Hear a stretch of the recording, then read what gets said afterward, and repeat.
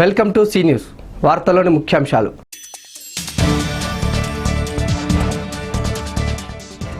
నగర శివారు నాయుడుపేటలో ఇళ్ల మధ్యనే బాంబుల మోత, అనుమతులు లేకుండా గుట్టలను కరిగిస్తున్న అక్రమార్కులు.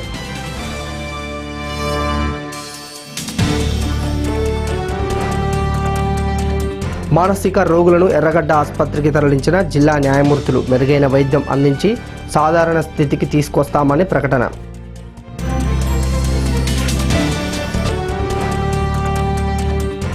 పోలీస్ అమరవీరుల లఘు చిత్రాల్లో జిల్లా కళాకారుడికి బహుమతి. హోమ్ మినిస్టర్ చేతుల మీదుగా అవార్డు అందుకున్న జిల్లా కళాకారుడు శోభన్ బాబు.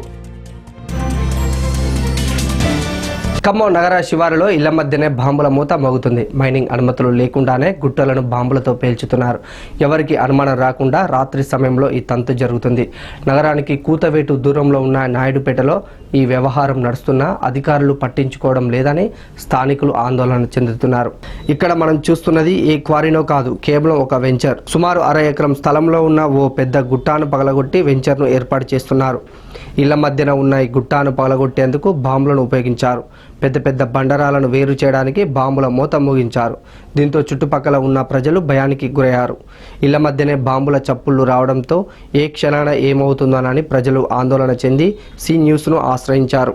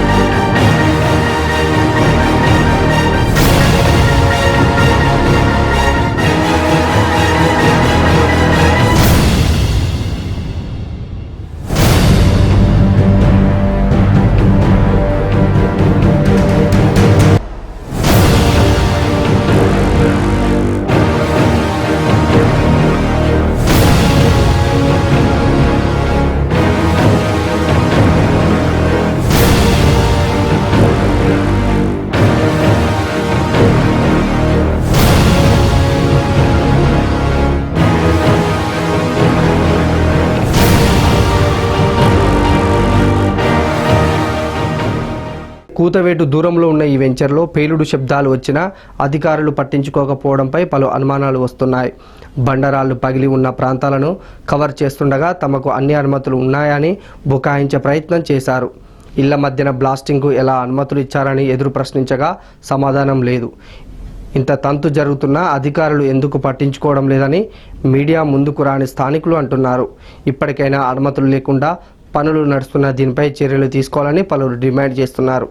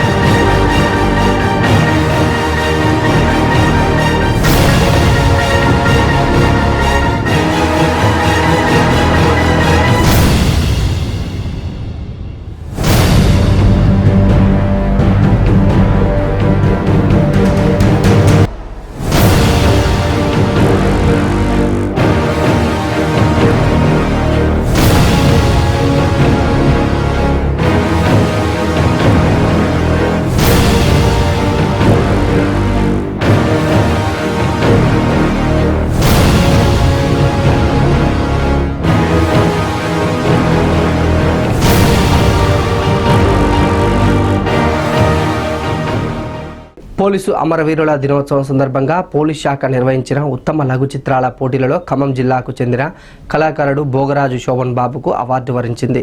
రాష్ట్ర వ్యాప్తంగా 1500 లఘు చిత్రాలు పోటీ పడగా ఖమ్మం జిల్లా కళాకారుడు నటించిన చిత్రం 4వ స్థానంలో నిలిచింది. ఈ సందర్భంగా Hyderabad home minister Narasimha Reddy, DGP Anurag Sharma చేతుల మీదుగా చిత్ర కళాకారుడు భోగరాజు శోభన్ బాబు అవార్డు అందుకున్నారు. ఈ చిత్రానికి దాసరోజు శ్రీనివాస్ దర్శకత్వం వహించారు. పోలీసు అమరవీరులపై నిర్మించిన సుమారు 1500 చిత్రాలు ఈ పోటీలో నిలిచాయి. దీనిలో ఈ చిత్రం 4వ స్థానంలో నిలవడం, ప్రోత్సాహక బహుమతి అందుకోవడం ఆనందంగా ఉందని శోభన్ బాబు తెలిపారు.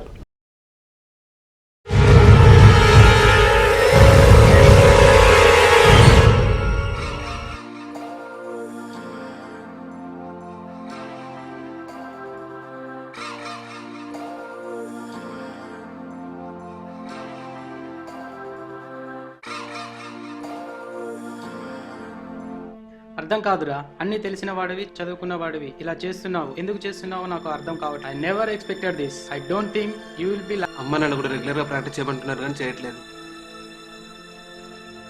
నాకు ఈ పోలీసులన్నా వాళ్ళంటే చిరాకు, కోపం, భయం. ఏదో మా నాన్న అప్లై చేస్తే వెళ్ళి రాయాల్సి వచ్చింది.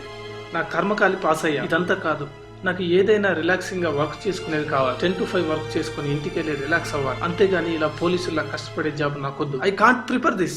అర్థం కాదురా, అన్ని తెలిసిన వాడివి, చదువుకున్న వాడివి, ఇలా చేస్తున్నావు ఎందుకు చేస్తున్నావో నాకు అర్థం కావట్లేదు. I never expected this. I don't think you will be like this. I totally disappointed. సారీరా. చూడు తమ్ముడు, పోలీస్ అంటే కోపం, చిరాకు, భయం అన్నావు. నీలాగే అందరూ స్వార్థంగా ఆలోచిస్తే పోలీస్ అనేవారే ఉండరు. ఒక్కసారి ఈ సమాజంలో పోలీస్ వ్యవస్థ లేకపోతే ఏం జరుగుతుందో ఆలోచించు. ఒక్కసారి ఊహించు, నీ ఇంట్లో నువ్వు నీ తల్లిదండ్రులతో హాయిగా నిద్రించగలవా? అహర్నిశలు శ్రమించి ప్రజలకు అందుబాటులో ఉంటూ బంధులు, రాస్తారోకులు, ఉగ్రవాదులు, బాంబు దాడులు, సైబర్ నేరాలు, చైన్ స్నాచింగ్ ఇలా కరుడుగట్టిన నేరగాళ్ల మధ్యన తన ప్రాణాలను సైతం పణంగా పెట్టి రక్షణ కల్పించేవారే పోలీసులు. అంతెందుకు, ఆఖరికి బంధువులు, విందులు, వినోదాలు ఇలా చిన్న చిన్న ఆనందాలకు కూడా దూరం అయిపోయి రాత్రులు కూడా పెట్రోలింగ్ పేరుతో ప్రజలకు పహారా కాస్తున్నారు. పోలీసులంటే భయం అన్నావు చూడు, అది చాలా బాధ అనిపించింది తమ్ముడు. వాళ్ళు మనలాంటి మనుషులే. వాళ్ళకి దయ, జాలి, కరుణ అన్నీ ఉన్నాయి. నీలాగా ఆలోచించే వారి కోసం ఫ్రెండ్లీ పోలీసింగ్ పేరుతోనే ప్రజలకు ఇంకా దగ్గరయ్యే ఆలోచనతో పోలీస్ వ్యవస్థ వారు వినూతన కార్యక్రమాన్ని చేపట్టారు. రక్షక భటుడు, రక్షక నిలయం, ప్రజలకు రక్షణ వలయం. That is police. ఎవరన్నా అతను? ఎవరా? ఉగ్రవాదుల దాడులలో ఎందరో అమాయక ప్రజలను, పిల్లలను కాపాడి తన ప్రాణాలను పోగొట్టుకొని అమరుడైన పోలీస్ తండ్రికి కొడుకు, బోర్డర్లో పోరాడి వీరమరణం పొందిన వీర సైనికుని తమ్ముడు, ప్రజా శ్రేయస్సే లక్ష్యంగా ప్రజలతో మమేకమై అరాచకవాదుల గుండెల్లో నిద్రవుతున్న నిప్పు కణం మన ఖమ్మం పోలీస్ విక్రమ్.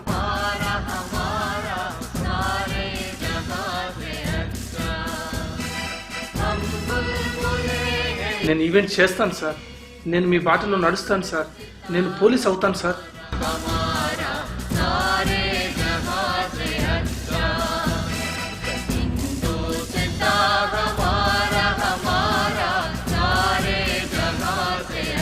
వార్తల్లో చిన్న విరామం. నా పేరు రామరమ్మ అండి.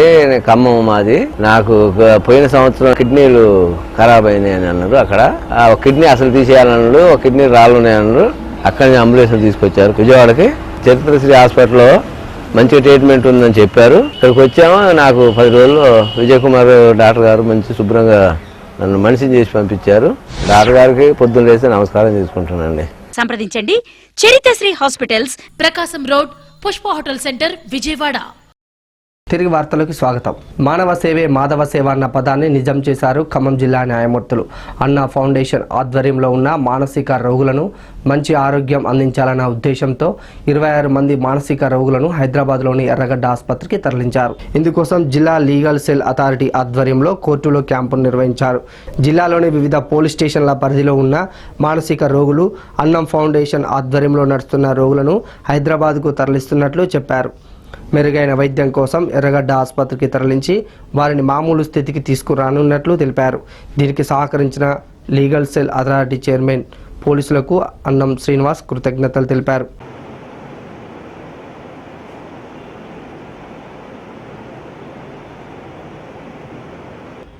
మన తెలంగాణ ప్రాంతవాసే, ఏ ఊరు కానీ, పేరు కానీ, కుటుంబం కానీ ఏమి తెలియని వ్యక్తి అండి. పాపం ఎప్పుడో పెద్ద యాక్సిడెంట్ అయింది. ఈ చెయ్యి కూడా సర్జరీ అయ్యి ఉన్నారు. ఈ తలంతా గాయం. మీ నాన్న పేరు ఏంది?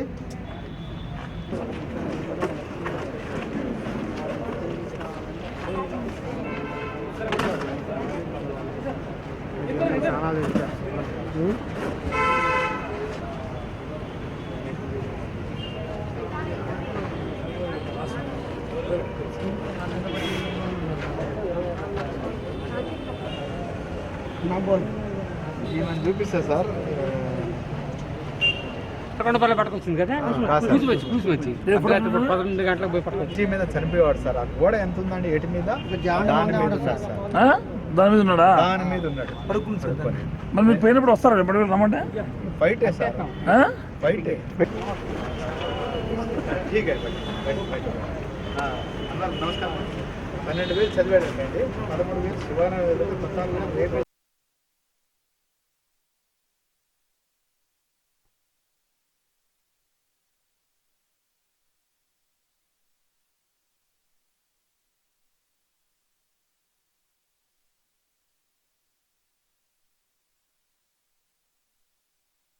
నా పేరు డాక్టర్ అన్నం శ్రీనివాసరావు అండి.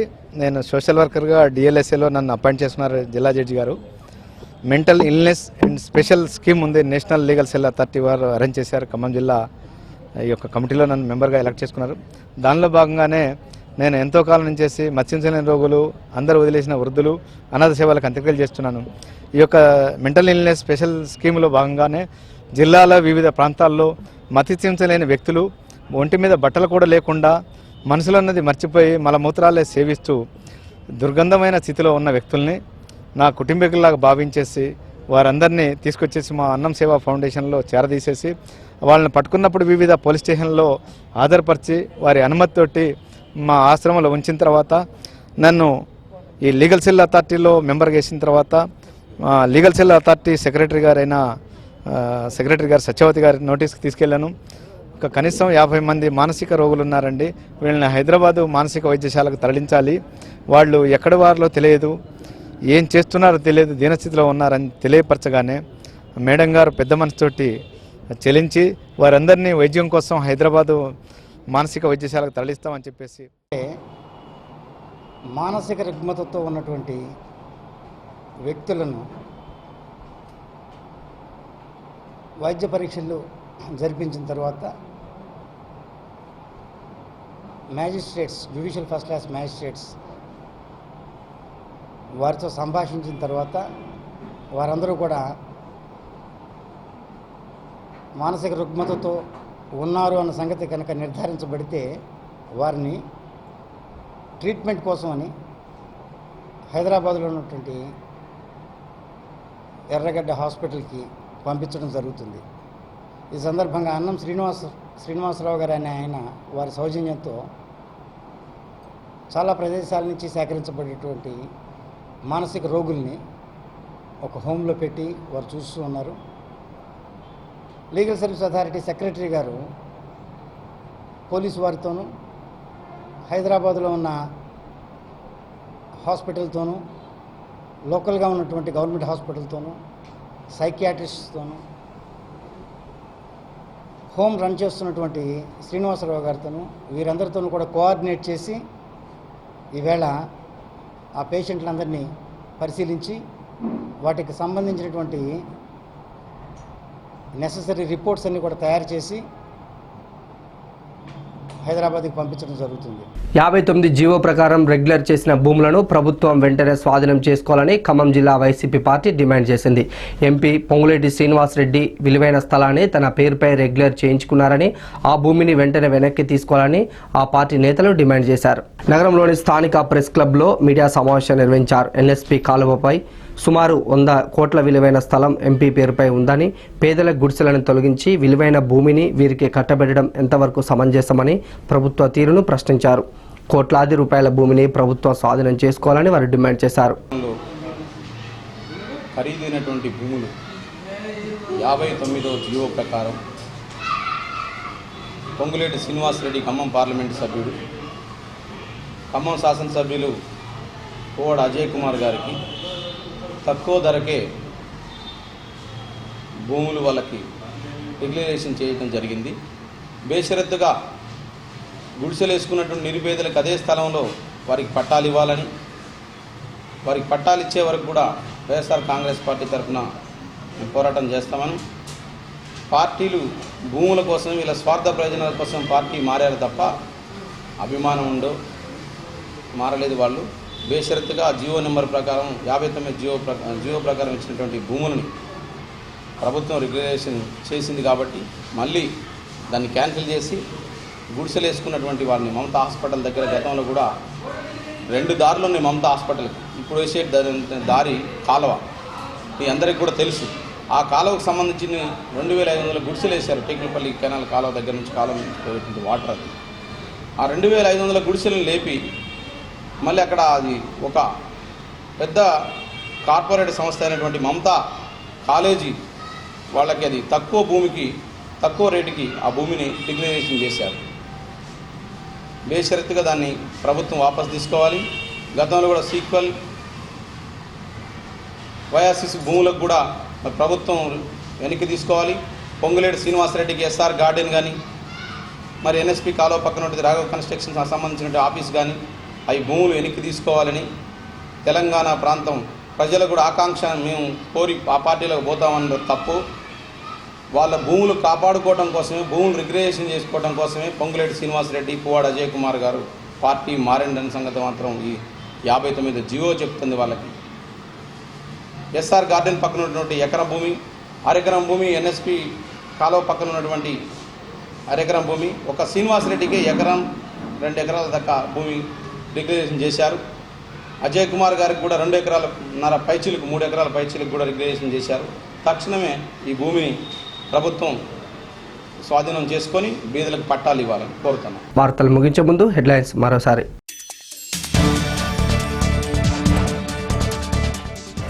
నగర శివారు నాయుడుపేటలో ఇళ్ల మధ్యనే బాంబుల మోత, అనుమతులు లేకుండా గుట్టలను కరిగిస్తున్న అక్రమార్కులు.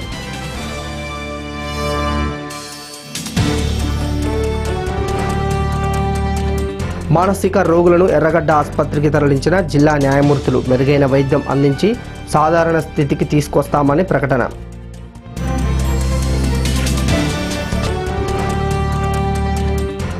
పోలీస్ అమరవీరుల లఘు చిత్రాల్లో జిల్లా కళాకారుడికి బహుమతి, హోమ్ మినిస్టర్ చేతుల మీదుగా అవార్డు అందుకున్న జిల్లా కళాకారుడు శోభన్ బాబు. వార్తలు ఇంతటితో సమాప్తం. తిరిగి ప్రసారమే సీ న్యూస్లో మళ్ళీ కలుసుకుందాం. అంతవరకు సెలవు. నమస్కారం.